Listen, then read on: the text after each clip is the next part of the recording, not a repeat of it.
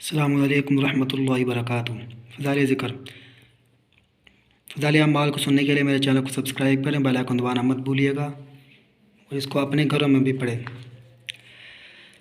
آیت ذکر، پس تم میری یاد کرو، میرا ذکر کرو، میں تمہیں یاد رکھوں گا، اور میرا شکر ادا کرتے رہو اور ناشکری نہ کرو۔ پھر جب تم حج کے موقع میں عرفات سے واپس آ جاؤ تو مزدلفہ میں ٹھہر کر اللہ کو یاد کرو، اور اس طرح یاد کرو جس طرح تم کو بتلا رکھا ہے۔ در حقیقت تم اس سے پہلے محض ناواقف تھے۔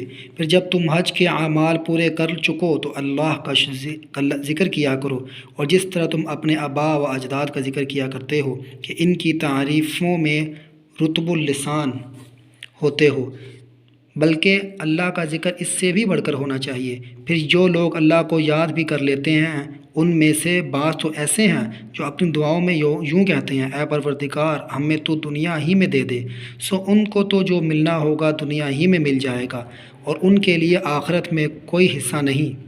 اور بعض آدمی یوں کہتے ہیں کہ اے ہمارے پروردگار ہم کو دنیا میں بھی بہتری عطا فرما اور آخرت میں بھی بہتری عطا کر، اور ہم کو دوزخ کے عذاب سے بچا۔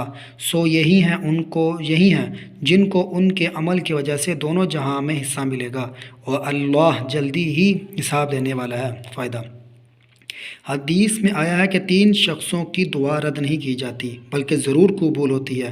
ایک وہ جو کثرت سے اللہ کا ذکر کرتا ہے، دوسرا مظلوم، تیسرا وہ بادشاہ جو ظلم نہ کرتا ہو۔ اللہ پاک اس پر عمل کرنے کی توفیق عطا فرمائے۔ میرے چینل کو سبسکرائب کریں، جو بھی فضائل اعمال سننے کے شوقین حضرات ہیں گھروں میں بھی اس کو پڑھیں، اور وہ میرے چینل کو سبسکرائب کریں، بیل آئیکن دبانا مت بھولیے گا۔ السلام علیکم۔